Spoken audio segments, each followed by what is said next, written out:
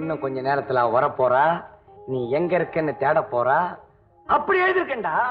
எவ்வளவு நேரம் யோசிச்சேன். சிகரெட் பிடிச்ச அதுக்காக சிக்கன் பிரியாணி சாப்பிட்டேன், தண்ணி அடிச்சேன். என்ன விளையாட்டா? அதான் எதுவும் நடக்க போறது இல்லையே. நான் தான் அவளுக்கு லெட்டர் கொடுக்கல. ஏண்டா? நான் லெட்டர் எடுத்து நான் வீட்டுக்கிட்ட போனேன். அவளை பார்த்து தான் என் கையெல்லாம் நடுங்க ஆரம்பிச்சிடுச்சு. அவள் லெட்டர் கொடுக்க என்ன போட்டு அடிக்கிற? சொல்லிருக்கணும்ல. கை நடக்கிற பசங்க ஏன்டா அந்த வேலைக்கு வரீங்க? அதுக்கு பார்த்தா இன்னொரு லெட்டர் எழுதி வச்சிருக்கேன். அதை கொடுக்கறதுக்கு ஒரு நல்ல ஐடியா சொல்ல. அதோ பாரா, நல்லா சொல்லணும். எருமக்கடா வருது.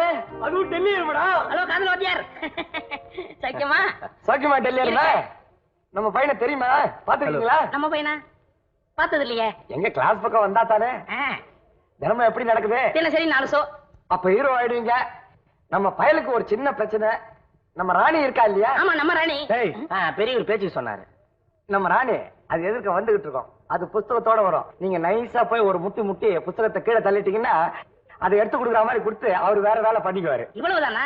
இப்ப பாரு, ஒரே முட்டி தள்ளிட்டு நான் தியேட்டருக்கு போயிடுறேன்.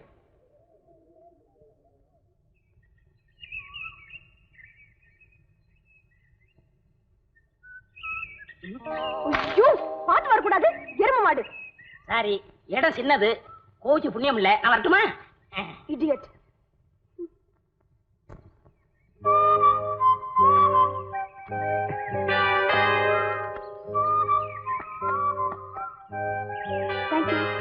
எக்ஸ்கியூஸ் மீ, அந்த புக்ல ஒரு லெட்டர் வச்சிருக்கேன்.